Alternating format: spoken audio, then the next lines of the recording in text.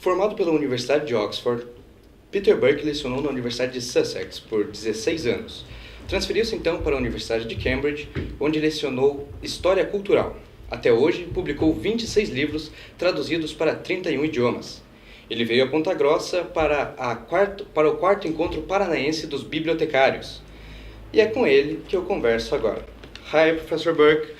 Welcome to Brazil, and thanks a lot for receiving us for this interview. To start our conversation, I want to ask you, what is media? Okay, so thank you for inviting me, and it's a pleasure to be here in Brazil. And it's a short question, but it's a very big one. And so I go back to the original meaning. The media are the means of communication. So we are conversing in one medium, orality. Writing's another medium. Printing's another medium. Today many people think that the media are just radio and television. They're equally media, but they're only the latest in this increasing list. Well, now the internet, still another medium, and one we come back to with other questions, I think. Yeah. Currently, much said about media manipulation of information. Historically, how can we describe this? Yeah. So there is much concern today about the manipulation of information in the media. Can be visual, what happens to photographs and films and videos, but of course it can be manipulation of words. You take a phrase out of the context and it seems to mean something different. How does this happen in journalism? This has always been a problem ever since people communicated that sometimes they misunderstand one another, but sometimes they deliberately misunderstand. So it's not a new problem. It may be new in its scale, and this is like the problem of fake news. It's an old phenomenon, but there is a change of scale and a change of speed in recent years. Why do fake news propagate so fast? Yeah. If we're talking today, then it's because of, above all, Facebook. Not uniquely because of that. And we mustn't exaggerate the difference between speed now and speed before. Rumour has a long history, perhaps as old as speech. And long ago, already in the time of Shakespeare, people noted rumours propagate themselves at an incredible speed. And of course, they also become distorted. The children's game, I think they call it telephone. You whisper into the ear of one child who whispers into the ear of the next one.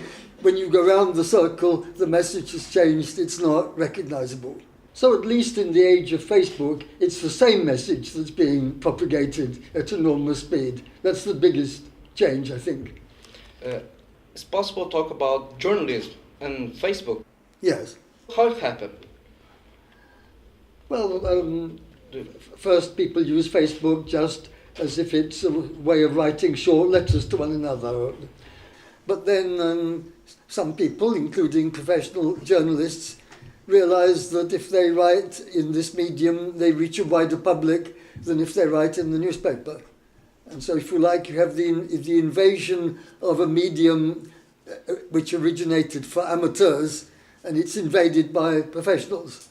And there are people whose main occupation now is writing blogs.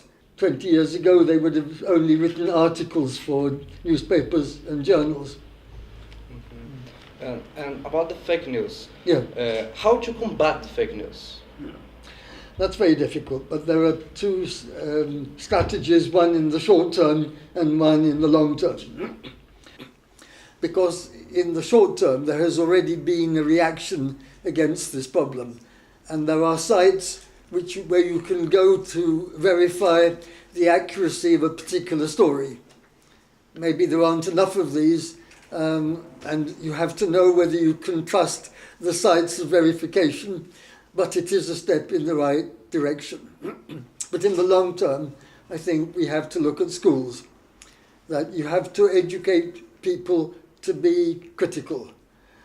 we didn't do it enough before. That is, I don't know how many schools teach people, don't believe everything you read in the newspaper. Don't believe everything you see on television. Always exercise a critical faculty. Ask yourself, who is sending me this message? Do they have some kind of agenda? Do they belong to a political party, a religious group? Do they want to persuade me of something? It's always good to have these questions in mind. Now it's more urgent than ever.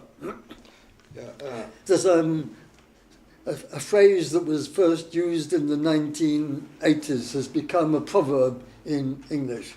In the 1980s, there was a major political scandal in Britain called the Profumo affair. That is, the Minister of Defence used to have a mistress, but he didn't know she was also the mistress of a Russian attaché, and so certain secret information was passed. And this girl, Christine Keeler, had another friend who also saw different kinds of man, and she said that in the inquiry that she had had sex with a famous politician. And so in court, the defence for this politician says to her, he denies it. And her response became classic. Well, he would, wouldn't he? And now people use this phrase just to draw attention. Somebody says something, but you don't have to believe that. That person has a special reason for saying that. He would, wouldn't he? And that slogan helps to keep us critical. We need something like this taught in schools. Everywhere, of course, not just here. In your book, Os Ingleses, you talk BBC is a British institution. Yes. Why in Brazil we don't have TVs like institutions too? The BBC is an interesting example of an institution which is partly public, but it's not completely controlled by the state. We have lots like this. Oxford University, Cambridge University are like this. They have some state support, but they're not dependent directly on the state. That helps protect freedom of speech.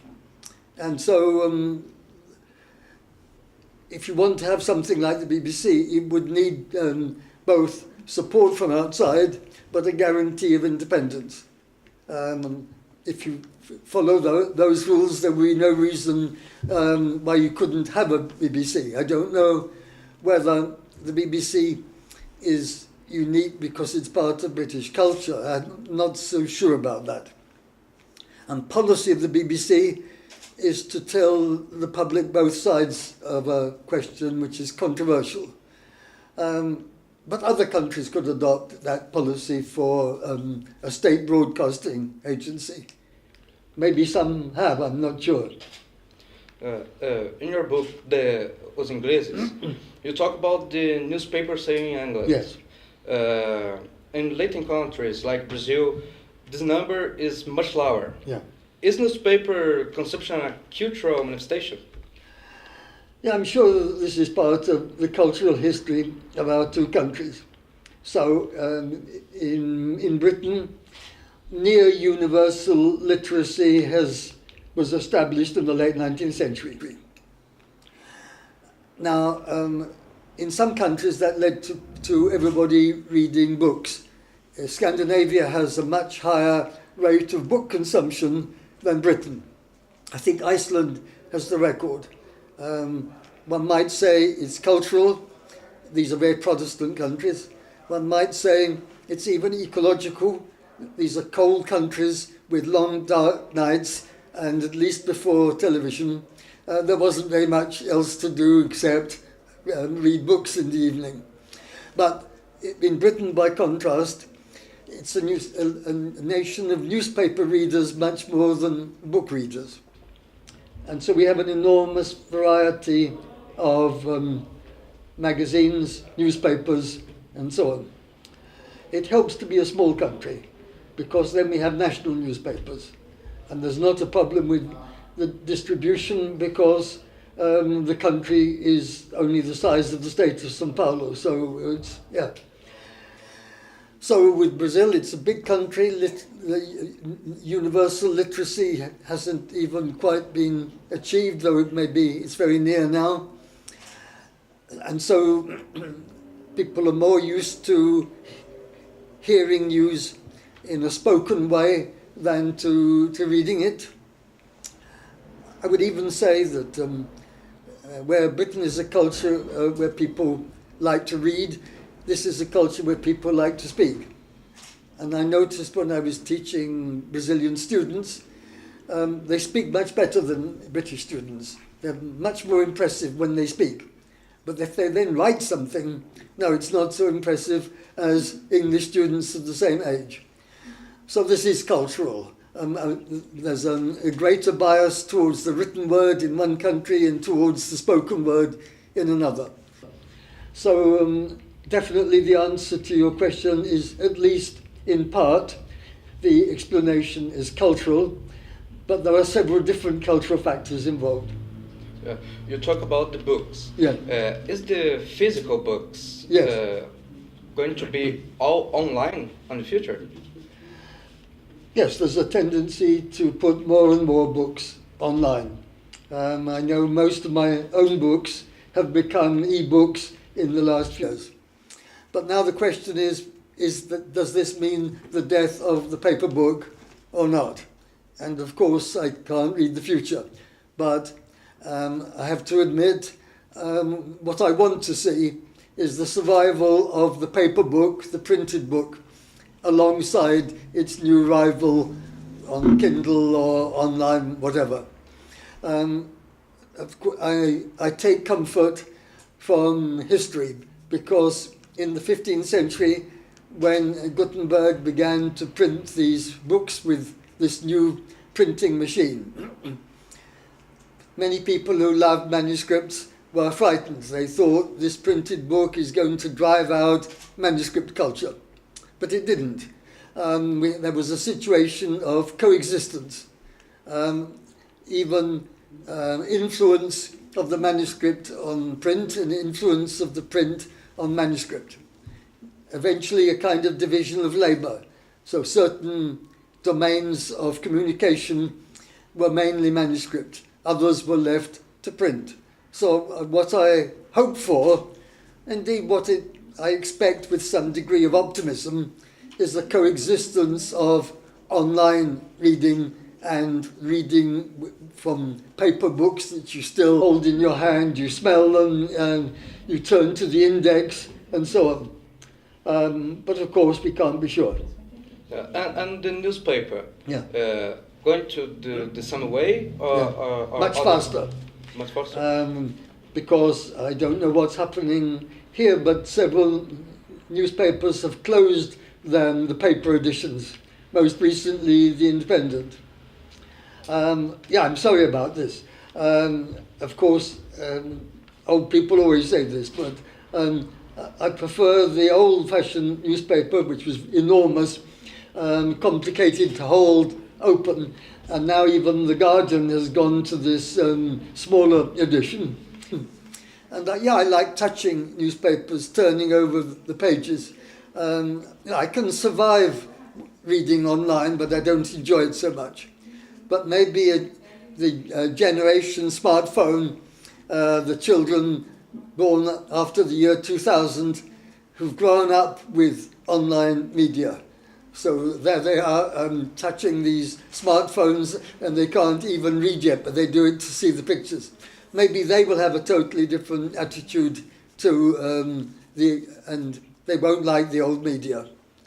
We shall have to see what happens when they all grow up.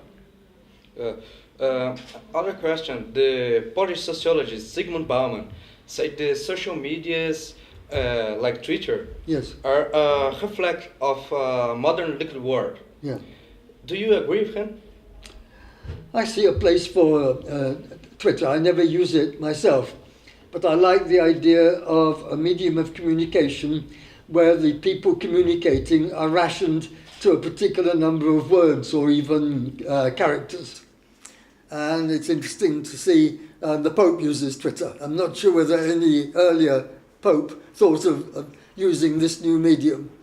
And I think because it's a literary genre of its own, marked with this extreme brevity, rather like the message that you send on the phone, except some people write a bit more. So I think there is an important place for it in the future.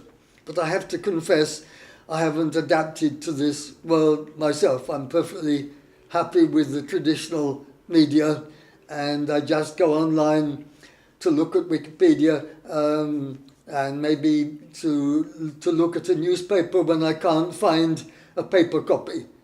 Like 2 days ago, there was an interview with me in Chile in El Mercurio. So here in Brazil, and still less in England, I'm not going to find a copy of El Mercurio. But they gave me the link, I went online, I read it instantly. So even for people like me, there is some value in reading a newspaper online. But as I said before, when I can, I prefer to do it in the old way. Yeah, and about the intellectuals and universities. Yes. What is the social function of universities? The social function of universities for a long time has been double. It's both to find or produce new information and also to turn old information into knowledge. I like to use the metaphor of cooking. So information is raw data, but you have to work on it. You have to criticize it, you have to systematize it, you have to verify it, and then it becomes knowledge. And that's the old function of universities. But since about the 17th century, they have added the function of discovering or creating new knowledge. And I think these remain the functions of universities, whatever the media. Of course, today, universities have both a problem and an opportunity. Is the lecture obsolete? Is it sensible to have students get on a bus, go to the university, walk into a classroom, and sit for an hour while the professor talks to them? Couldn't they have recorded it all on television? Couldn't they just watch this on the smartphone? And so I think we could adapt. The professor speaking live still has a function, but maybe not to hundreds of people most of the time. Maybe when a professor comes from another country, then it's worth going to a room to listen. But if it's your own professor, it's better have 5 or 10 minutes with him just by yourself, and then the professor doesn't have to give the lectures in his or her own university, but has to have frequent informal meetings with a few students. And then for some purposes, maybe for teaching mathematics and for teaching a lot of science, and the student doesn't understand the first time. So it's very good. The student can sit in a room, maybe at home, and simply watch the lecture, and then if he or she doesn't understand, they just watch that bit again. So it's a much more flexible medium. It can adapt itself more to the needs of each individual student than the old system. So I don't think that means we can have a university without living professors, but they won't be used in quite the same way. And that will also reduce the price of a university education, and hence this great boom in the online university, what they call in English the MOOCs. I've even forgotten what the letters mean, but people talk about this. Once again, I don't think they drive out the traditional university. I think many universities may not survive, except in online versions. But a few universities, the centres of excellence all over the world, students will really want to be present in these places in person. But that's essentially to be able to have a conversation and ask questions of professors, especially if they become famous. So the map of universities is going to be very different in 20 or 30 years' time from now. the problems already arose around the year 2000, but it always takes time for institutions to adapt themselves, and we have begun to see this, but we haven't seen the end of the process just yet. And what's the difference of the like public schools and state schools in England? Yes, it's a very curious term, the public school, because it means private school in English. So there is this group of schools, and they charge high fees, actually very high fees. And then that means they can afford small classes, and they can afford to hire the very best teachers because they pay them more than the ordinary salary for a teacher. And so the people who study in the public schools have a better chance of entering good universities than people who are in the state system.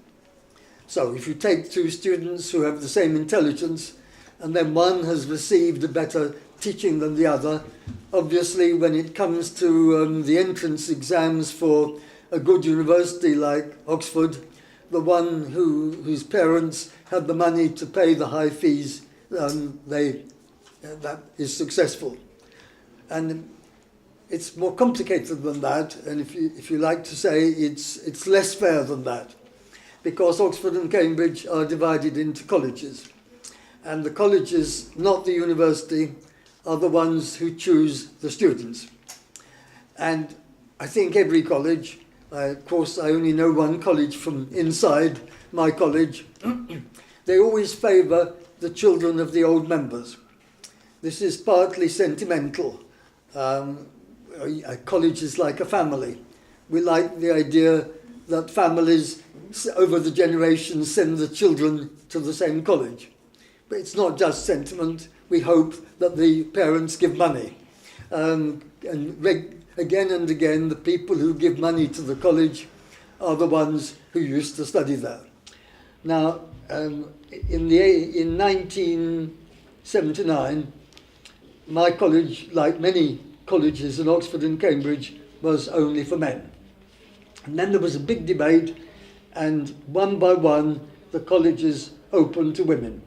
And this was a great progressive move, because whereas the population of Oxford and Cambridge students, when I was a student, 90% male, 10% female. Now it's 50% male, 50% female. So that's progress. But in the debate, neither the people in favour nor the people against colleges going mixed, none of them saw an unintended consequence, because the old members of colleges have as many daughters as they have sons. And so we double the number of the children of old members. So, and that leaves less space for people who come from a totally different background, but they're bright, they want to study in a good university. And this is a problem which hasn't been solved. I would have preferred that the college only choose people on merit, on promise. Somebody looks as if they're going to do well, then we want that one. But I'm in a minority, so it's difficult to know when this is going to end. About the women in university, and I want to say, I want to ask, what's the function of feminism in modern societies? Yeah, in the 1970s, that was the time when the feminist movement was at its height in Britain and I think parts of Western Europe. And one of the most obvious and rapid results of feminism was this opening of the traditional universities to take more women, and also enlarging of the possibilities for women to become professors in good universities. It had started that in the 1920s. You see a few female professors in Britain, and I think more in the United States. But the whole scale is different now. And still, in Cambridge today, women professors are a minority. But that's only because when we are chosen, we can teach for 40 years. And so you have to wait for all the old men to retire, because now, in the competition for the replacement, a woman has at least a 50% chance of being chosen. I think very often she has a 60% chance of being chosen because people are anxious to redress the balance. But it means that maybe not for another 20 years will half the professors in Oxford and Cambridge be women. In Brazil, we have other panorama about this. Well, there's another paradox here, because when I was briefly teaching at USP, I noticed that in the humanities there were many more female professors than there were male professors. Now, since I happened at that point to be married to a female professor who was still teaching at USP, I knew the answer to this question, which is that when they taught and they went home, somebody else had cooked the dinner. That was the empregada. And so we have a paradox, like that paradox of what is progressive and what is not.